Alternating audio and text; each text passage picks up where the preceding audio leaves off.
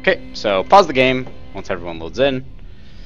It is a Talon versus Malzahar matchup with iKryptos versus General Sows, which I think is supposed to be a take on General Sows, but we'll see. So let's go ahead and look at the match history, which is right here, and let's pull it up on stream as well. Match history, huzzah. This is actually, is there a way to check out what MMR this is? iKryptos is a bronze 2 player. So he is a bronze 2 player, and let's pull up the match history and just try to make sense of the runes masteries and what it is that we see. And he loses this game, spoiler alert. So let's go ahead, look at the player builds for Talon in this game. A longsword and refillable potion, very sort of Korean meta that we've been seeing. For the runes, he has flat attack damage, quints and marks, flat armor, seals, and flat MR glyphs. All of that seems pretty standard for a mid laner. Pretty safe overall. There are a lot of people that are running armor penetration instead of flat attack damage, but that's neither here nor there. I actually like this. This is the build that I would take. And for masteries, you have Thunderlords. Everything seems to look pretty good. And then for ferocity, everything seems to make sense there. Questionable last talent point here. You might want to go for oppressor because you have ways with your rake and your cutthroat to actually sort of initiate that 2.5% extra damage when they're immobilized or slowed in some way. So that's just something that you might want to consider, in addition to having the 2% lifesteal as opposed to the scaling attack damage and MR and ability power. So let's go ahead, pull this away. Pretty standard stuff from a mid lane Talon. Now I guess it's a question of sort of what is it that you are doing in this game that is not conducive to winning. So we click Talon here, we go ahead and put the Fog of War, and we're just going to go hang out for a little bit here as everything comes through. Waiting. The one thing that I'll say, and I usually don't like talking about team composition, is that you guys have a lot of attack damage, with the exception of, I guess, the Nautilus. So when you are right here, and this is more of a fighting against Malzahar matchup than you fighting against anyone else, the first thing you want to do is you're going to want to click the Malzahar and see how many stacks, how many of the Call of the Void are coming through, the Voidling. So it goes up to 4, and on the 4th spell cast, a little Voidling pops up. If we click the Malzahar, we actually see that he took Malefic Visions first, which means that there's no way he could have stacked these yet. So that tells you a little bit, sort of gives you an indication as to how aggressive you can be with your rake that you leveled up first against this guy. But at this point, you really don't have much to fear because we know that sort of the Call of the Void hasn't been used yet. We're not getting zoned by it. But we have to watch out for the Malzahar poke, just because we want to make sure that we are playing as safe as possible until we have the ability to go all in with Ignite. But it's also worth noting that there's an Ignite on the Malzahar too. So at this point, pretty standard stuff. Another thing about laning against Malzahar is that you want to avoid the Malefic Vision. You were just out of range, so it doesn't bounce to you.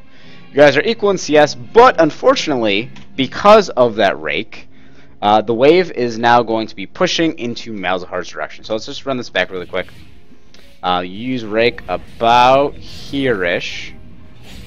So there we go. So we see the rake. You do a little bit of damage onto the Malzahar. Good times. But you also do a lot of damage to the back line of caster minions, which means inherently your fuller health minions, since the Malefic Vision of the Malzahar does not jump, are actually going to be pushing against you. So, well, it's going to be pushing into the Malzahar, which is against you in the fact that you're going to be more open for the Fizz gank and more open for the Malzahar to come after you. At this point, we sort of continue the tape, and the Malzahar has the potential to zone you out. So you're going to miss out on 2 CS, Malzahar is going to slowly come a little bit ahead, and you're just going to wait. Now, there's one more minion on Malzahar's side, which means if you did not attack at all, the minions would be pushing against you. Basic math for us here today. There's the auto attack, there's another rake, you're actually able to secure some of the CS. And again, just like your rake pushing, you auto attacking is actually enabling the wave to sort of work against you. You want it to be pushing into you in some way, and Malzahar's Malefic Vision is going to do that just there. Did you get Noxian Diplomacy second? No, you got Cutthroat. So you decided to go with your E as opposed to your Q, which means that you could actually jump onto Malzahar if you so choose. Doesn't seem to be the case. Now, this little particle effect under Malzahar means that the next spell that Malzahar casts is going to summon a Voidling, right? It's this effect right here. So we have to just be aware of that, just in case we decide to theoretically go in. All of a sudden, cast Malefic Visions on you, the little minion, the little Voidling is slapping you around a little bit. And you're going to rake again, I imagine. There's another rake. Just using it as a wave clear mechanism, which eventually will put you out of mana at this point. Not so much. Also, this just dawned on me. I was going to say, you haven't used any potions yet. And then I realized you have a refillable potion. But with your masteries, you took Secret Stash, which increases the overall time and duration of the potions. So just food for thought, because my comment was going to be you're going to have mana, and you're actually going to lose both of these minions to the tower unless you scale up Q, which you didn't. So that's another one. You get that, and you lose Cannon Minion. At this point, we're starting to see the Rake actually really take a pretty negative impact on the overall lane. Now, depending on who this tower targets, you're actually going to lose, theoretically, all 4 of these. Tower targets here. You could be able to kill this, and then this one would die to the tower. And instead, you go for neither of those, so you miss out on a bunch of minions. All of a sudden, you're getting pushed out of lane. You're missing out on CS. And this one, if you just waited until that second tower hit, and then hit it, you'll be able to last hit it, but that's more of a mechanical thing. At this point, we're trying to figure out, when are we going to be able to use all 3 of our abilities and Ignite, and when can we go in? And right now, it's not seeming too promising for us, just because, and it's going to pop to you, Malefic Vision, that's just more of a Malzahar knowledge game. Nothing is actually working out for us, so you're actually losing HP, you're not going to be able to go all in, which is really the value of Talon, is to be able to all in around level 3 or 4, and then around level 6, and you actually walk into Call of the Void, and all of this is again working against you. You have this potion ticking, you're losing out on CS. Things are not as you had hoped. Xin Zhao ganks, and actually you should be able, if you hit that rake, to have killed him. Let's bring that back a little bit and see sort of what Xin Zhao's pathing was, and at what point you knew he was coming. So if you see here, he's clearing out this Rift Scuttler. He decides, pause, because of the opportunity, to ping and say, hey, I'm going to come mid. And the second he moves in, you're too far back. And you're too far back for a couple reasons. Reason one is because if he does Call of the Void and Malefic Vision, hits you with both, and then ignites you, you're dead. I don't know if that's what you're thinking of, but that's the reality of the matter. But he, being the Xin Zhao, has committed to going in for this. And so as you see him running in here, you're behind the tower, he is behind the Malzahar. He actually auto-attacks, then Audacious charges in. You are able to use your Cutthroat, which is awesome. You slow him down. If you hit a rake right here, shoot it in the wrong direction, sort of mechanical misplay, you go back to base, or go back over here. Xin Zhao's sort of camping this. There's not a lot that he can do. So you're going to ping him back. He really wants to kill this Malzahar. He's come back. Oh my goodness. This guy is just leeching all of the experience from you. Yeah, that's okay.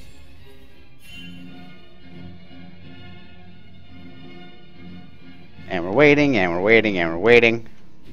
Yeah. We're waiting for this to sort of unfold a little bit. And right now, at level 5, let's sort of take a catalog as to, because if we rewind this just a little bit, right? Rewind this just a little bit more. We know that based on the HP of the Malzahar and the fact that the Malzahar has flashed, you could actually flash in, Cutthroat, auto attack, Q, which is your Noxian Diplomacy, Rake, and Ignite all within that and kill him. Just based on his HP being at 300. So you could kill him right here. If you decided to flash and do that combo, Cutthroat, which is your E, auto attack, Noxian Diplomacy, which is your Q, then Rake, you would have been able to kill him. But instead you don't. So I think that's just happening to no overall knowledge of the champion himself, just to understand what it is that you can and can't do. So since you decided at level 5 to not go in on him, the hope is that since he is still low, since he's still under tower, that at level 6 you should be able to go for him.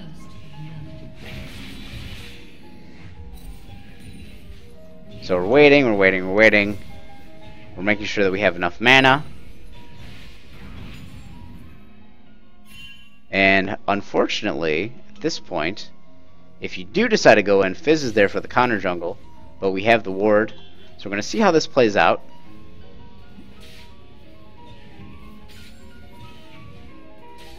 You should be getting level 6 here.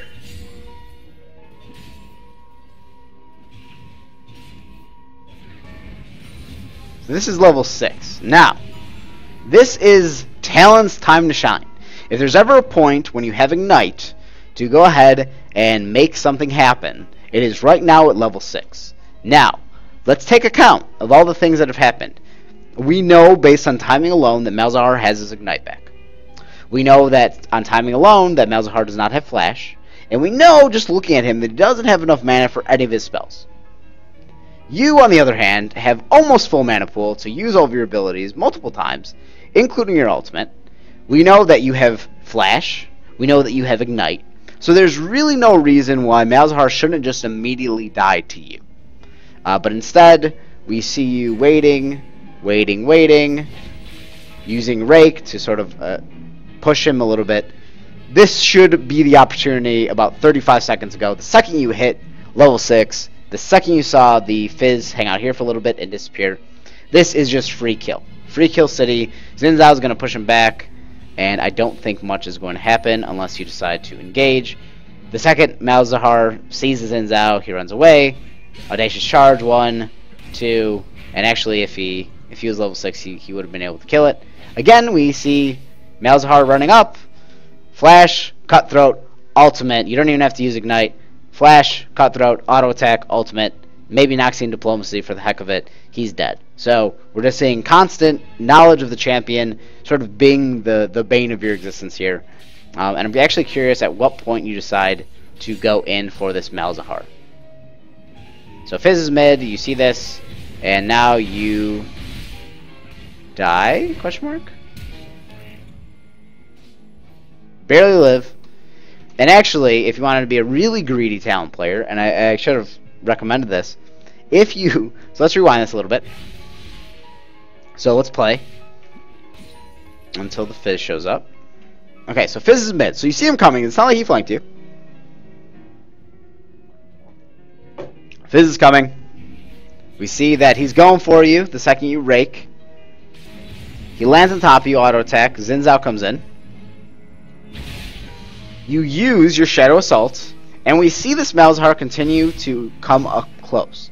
Now, one of the cool things about Shadow Assault is that when you use it, you can stay in your ultimate. You can stay invisible for a while with the blades out. You choose not to do that, which is sort of problem number 1, is that you automatically telegraph the direction that you're going. So if Fizz was level 6 and he had Chum the Waters, he'd be able to hit you with a Shark, and you're just dead. Also, if level 6 and Runic Echo, you would have been dead anyway. So when you use your ultimate Shadow Assault, you can use it offensively and defensively. In this case, you want it to be used defensively. Shroud yourself from that Fizz. And actually, as we see this Malzahar come up here, you actually could have been able to kill both the Malzahar and the Fizz with Ignite, Noxian Diplomacy. So, let's replay this back one final time, and I think that's enough information for the early game for you to work on, and then next video, next time we look at one of your clips, we'll try to make sense of it. We see the fizz come up, right? And your natural inclination, and the way that you're leveling your abilities, is Rake. So all you're thinking about is, how is it that I use Rake as a way to sort of push against the lane and farm from a distance, harass from a distance.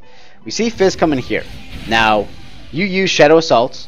Well, it's like this, you don't have to hit it again, but you do. The downside of hitting it again is that you actually aren't able to kill anyone or do enough damage with it. If you had moved up to another champion or moved up to the fizz, you would have been able to hit him. As a matter of fact, if you didn't even want to go for the Malzahar because you were scared, you could have just went on top of fizz, used your ultimate again, Blades would have came in, Noxian Diplomacy Ignite, and it would have killed them. But instead, you decide to run away, and 2 people live. Okay, so that's sort of all the things, all the opportunities that you had as a Talon multiple times at level 3, at level 4, and then definitely 100% guarantee at level 6. And then let's sort of skip ahead just a little bit. 3, 2, and 3 itemization seems pretty interesting. QSS for the Malzahar, I assume. Nar is mid. Is there an opportunity where we can actually see you starting to gank into the team fights? You are dead here. I don't know how you died. You were about to come up. Okay, so Rake. You don't have Shadow Assault. You come up to a Kog'Maw, who already has 8 Rage Blade stacks, which means that he's just going to shred you. You walk up to him, you go to auto attack him and then run away. You use Rake as a way to farm again. And now you decide to go in, which is sort of an undesirable outcome for you. So I think a lot of this just comes down to realizing the power and strength of a champion like Talon. Using Rake, if you have to farm, is a fine sort of ability to use. But really the value of a Talon on a team is to be able to assassinate. You should be able to get in there, Ignite, Shadow Assault, Noxian Diplomacy, Rake, Cutthroat on top of the Kog'Maw, and be able to kill him. Just like you should be able to do that with the Malzahar, just like you should be able to do that with the Fizz. With the Malzahar, you already have a Quicksilver Sash, so you should definitely be able to take him out. And then, of course, if you get Chum in the water and you want to break free of that shark, you can do that too. So I would just try to focus on the strengths of someone like a Talon, and more importantly, from just a gameplay perspective, mentally catalog when things are happening.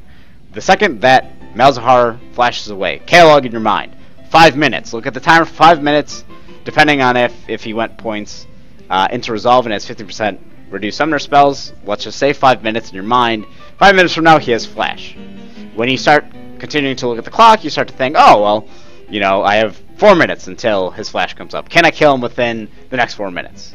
I have 3 minutes until his Flash comes up. Can I kill him in the next 3 minutes? 2 minutes, 1 minute, and then once you get past the 1 minute marker, and you haven't already utilized your kill potential, even when you have your Flash and your Ignite, then we have to sort of rethink the way that you're approaching the game. So that's just something, Kryptos, that I would tell you to consider. But overall, I thought some of the decision making was not the best, but there are other opportunities for here that we could possibly look at moving forward. So that's my ideas, insight for you. If you want, you could send questions, concerns my way, and we'll look at other film as you go through. Mr. Vineski, I don't know if I'm pronouncing that correctly or not. We're actually still in this queue. Mr. Vineski says, I got an 80 carry game I would be interested in you taking a quick look at. Let me, just for the sake of time, try to get through a couple more of these replays. That way we can make sure that everyone in order is sort of approached correctly. So let's go over here. Check out the next game that we have.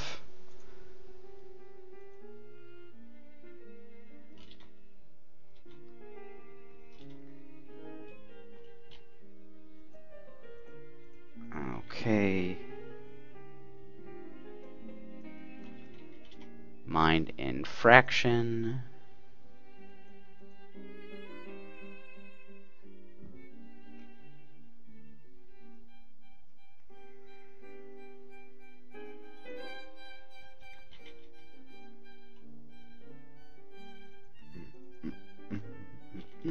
Let's look at...